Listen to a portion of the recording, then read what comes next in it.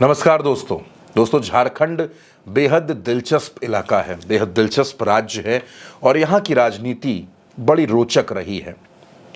झारखंड में दिशोम गुरु के नाम से विख्यात शिबू सोरेन भले ही अब सक्रिय राजनीति में नहीं है, लेकिन शिबू सोरेन झारखंड की राजनीति का वो नाम है जिनको कभी भी कोई भुला नहीं सकता।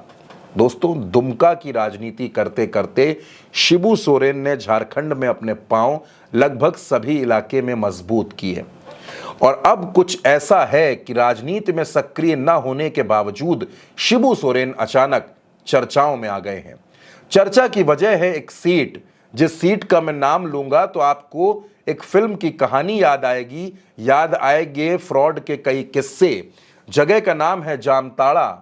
जाहिर सी बात है, जामताड़ा का नाम सुनते ही आप रुपहले पर्दे पर खो गए होंगे, लेकिन रुपहले पर्दे से बाहर आइए और राजनीतिक गलियारों को समझने की कोशिश कीजिए। जामताड़ा का चुनाव इस बार हर बार से अलग हो चुका है, क्योंकि जामताड़ा में इस बार का जो मुकाबला है उन दोनों प्रत्याशियों का कनेक्शन शिबू सोरेन से है। दरअसल जामताड़ा वो सीट है जिस सीट पर कांग्रेस को वो सीट मिली है गठबंधन में। फुरकान अंसारी 2 बार यहां विधायक बने, उसके बाद से उनके बेटे इरफान अंसारी यहां कमान संभाल रहे हैं। इरफान अंसारी 2014 और 2019 में यहां चुनाव जीते। एक बार फिर इरफान अंसारी पर महागठबंधन ने भरोसा किया है। इरफान अंसारी भले ही कांग्रेस में हो, लेकिन हेमंत सोरेन के बड़े नजदीकी हैं, बड़े करीबी हैं। कल्पना सोरेन और हेमंत सोरेन दोनों से उनके बेहतर रिश्ते हैं।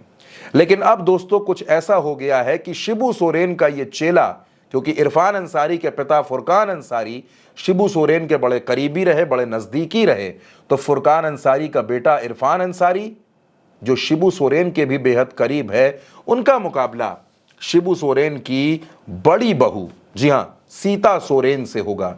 दरअसल सीता सोरेन भारतीय जनता पार्टी में है। 2024 के लोकसभा चुनाव के वक्त वो परिवार में तरह तरह के आरोप लगाकर जब हेमंत सोरेन जेल गए और जेएमएम में कल्पना सोरेन का कद बढ़ा, तो सीता सोरेन ने अपनी राहें अलग कर लीं। सीता सोरेन 3 बार जेएमएम के टिकट पर विधायक बनी। जामा से वो चुनाव लड़ती थी, लेकिन इस बार वो बीजेपी में आई। बीजेपी ने लोकसभा का टिकट दिया, लेकिन सीता सोरेन चुनाव हार गईं। वो दुमका से चुनाव लड़ी थी, वो दुमका जो शिबू सोरेन का राजनीतिक गढ़ कहा जाता है।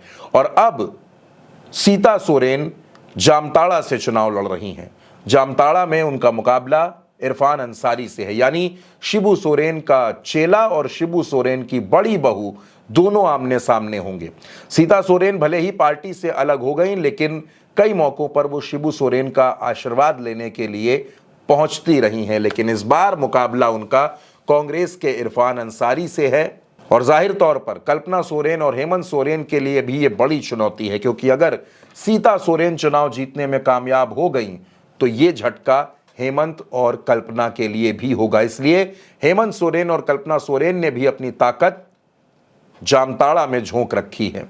अब जामताड़ा का नतीजा क्या होगा, जामताड़ा का रिजल्ट किसके पक्ष में होगा, ये 23 नवंबर को पता चलेगा। लेकिन फिलहाल दोस्तों, झारखंड की राजनीति में जो कुछ ऐसी सीटें हैं जिनके बारे में बहुत ज्यादा चर्चाएं हो रही हैं, उसमें पोटका की सीट है जहां अर्जुन मुंडा की पत्नी मीरा मुंडा चुनाव लड़ रही हैं। उसमें इरफान अंसारी की यह सीट है जामताड़ा। इसके अलावा दोस्तों कुछ ऐसी सीटें हैं जिनके बारे में लोग बहुत ज्यादा बात कर रहे हैं।